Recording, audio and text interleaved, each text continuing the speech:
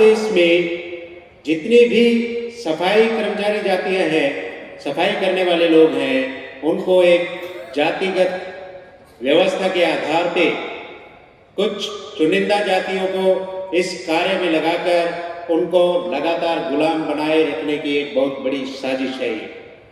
और आज से नहीं, ये सैकड़ों सालों से जो इस देश में यूरेशियन विदेशी हैं, 3.5% अल्पसंख्य है, उन लोगों ने ऐसा करने का कार्य किया है। देखिए, जाति आधार पर जो भेदभाव है, एक तो हमारे लोग हैं जो सफाई कर्मचारी हैं, उनको वो कहते हैं कि सफाई का कार्य पवित्र कार्य है। हम तो कहना चाहते हैं कि जो लोग मंदिरों में इतने सालों से जमकर बैठे हैं, उनको भी थोड़ा पवित्र काम कर लेना चाहिए। केवल इन लोगों के भरोसे पे क्यों छोड़ा हुआ पवित्र काम करने के लिए? तो मैं उन लोगों को कहना चाहता हूं, ये पवित्र काम आप लोगों को 2500 साल से 3000 साल से हमारे लोग कर रहे हैं, तो आप लोगों को आना चाहिए और इस पवित्र काम को करना चाहिए। ये हमारे लोगों को सामाजिक बहिष्कार करते हैं, हमारे लोगों को ऐसा काम दे करके उनके साथ दोहरी नीति लागू करते हैं। क्या उसमें आर्थिक निर्भरता और शोषण दोनों ही? क्यों? हमारे लोगों के पास रोजगार नहीं है। रोजगार नहीं होने की वजह से कम पैसे में आजकल जो ठेकेदारी के आधार पे हमारे लोगों को जो रखा जा रहा है सफाई के काम पर 8-8 हजार रुपए में, 8-8 हजार रुपए में, और उनसे काम सारा दिन लेते हैं। ये ऊपर से उनका इतना शोषण किया जाता है। जो सफाई के कम से कम जो इक्विपमेंट होते हैं कि उसकी खुद की भी वो एक इंसान है, वो सफाई कर्मचारी बाद में है, उससे पहले वो इंसान है, और उस इंसान को भी मानवीय गरिमा के साथ जीने का पूरा अधिकार है। लेकिन 1993 और 2013 के कानून होने के बावजूद भी आज भी मैनुअल स्क्वैजिंग अब भी जारी है। इसका जिम्मेदार कौन है? शासक वर्ग नहीं चाहता है। शासक वर्ग नहीं चाहता है कि हमारे लोग इस काम से ऊपर उठे, इस मानसिकता से ऊपर उठे। क्यों? क्योंकि अगर हमारे लोग एजुकेशन की तरफ रुख करेंगे तो हमारी तरह बोलना शुरू करेंगे, लड़ना सीखेंगे, लड़ेंगे, पढ़ेंगे तो लड़ेंगे तो सवाल खड़े करेंगे, और सवाल खड़े करेंगे तो उनके पास हमारे सवालों के जवाब नहीं होंगे।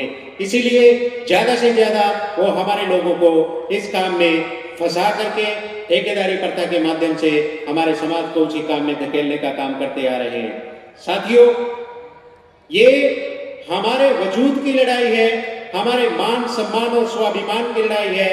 आज इसी पवित्र भूमि पे आज से 14 साल पहले गया में बामसेब का राष्ट्रीय अधिवेशन था। 14 साल के बाद इस धरती पे हो रहा है। तो हम लोगों को इस पवित्र सतली से ये अपने आप में कमिटमेंट करना चाहिए अपने साथ कि हम लोग इस जगह से जानकारी और ज्ञान लेकर के इसको अपने तक सीमित ना रखें, बल्कि देश के कोने कोने में जाकर अपने राज्य जिला स्तर पर जाकर के हमारे लोगों को जोड़ने का काम करें। और मुझे गर्व है कि हम बामसेब यूनिवर्सिटी में पिछले 15 साल से एक विद्यार्थी के रूप में काम कर रहे हैं, विद्यार्थी के रूप में जुड़े हुए हैं। और आज जो हमने कभी सीखा नहीं था वो बामसेब यूनिवर्सिटी ने हमें सिखाया है। क्या? हमारे मान सम्मान स्वाभिमान से जीना।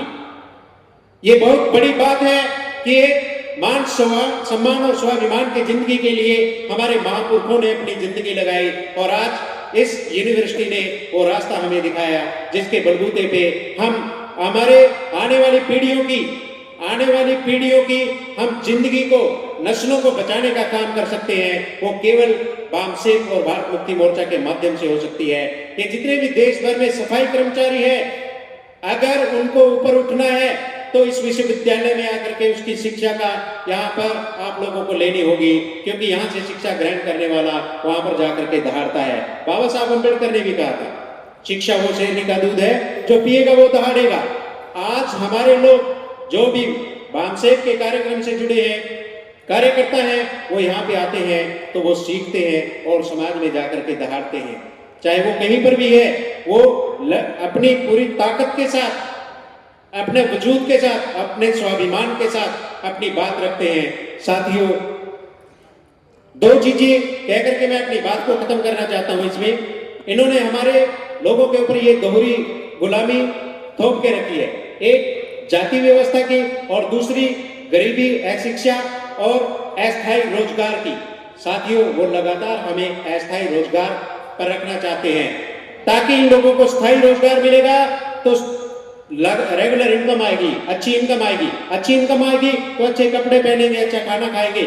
लेकिन उन लोगों को पसंद नहीं है क्योंकि ये गैर बराबरी की जो व्यवस्था इन्होंने निर्माण की है, इस गैर बराबरी की व्यवस्था को वो नहीं चाहते कि ये समतावादी मुल्क बने। और अगर बराबरी की व्यवस्था संविधान ने हमें अधिकार दिया है, अगर हमारे संविधान के अधिकार के मौलिक अधिकार में समता का अधिकार है, अगर हम उस पर अमल करते हैं तो बराबरी के अधिकार पे वहां पर हम खड़े हो जाते हैं। इसलिए हम सबको अपने अपने एरिया क्षेत्र में जाकर के हमारे लोगों को ज्यादा से ज्यादा इस मुहिम और इस आंदोलन से जोड़ना होगा। ये चलो गांव की ओर जो नारा है, यही हमारी आने वाला जो आंदोलन है, इसके साथ अगर हम जोड़ने का काम करते हैं तो हम इस ब्राह्मणवादी व्यवस्था से आजाद हो सकते हैं। इसके अलावा हमारे पास कोई विकल्प नहीं है। और ये जो आंदोलन है, इस आंदोलन को सफल करना, ये गया की बुद्ध गया की धरती है, इस धरती से ये ऐलान है। हम इस आंदोलन को बढ़ाएंगे, लड़ेंगे और जीतेंगे। जय भीम, जय मूल निवासी।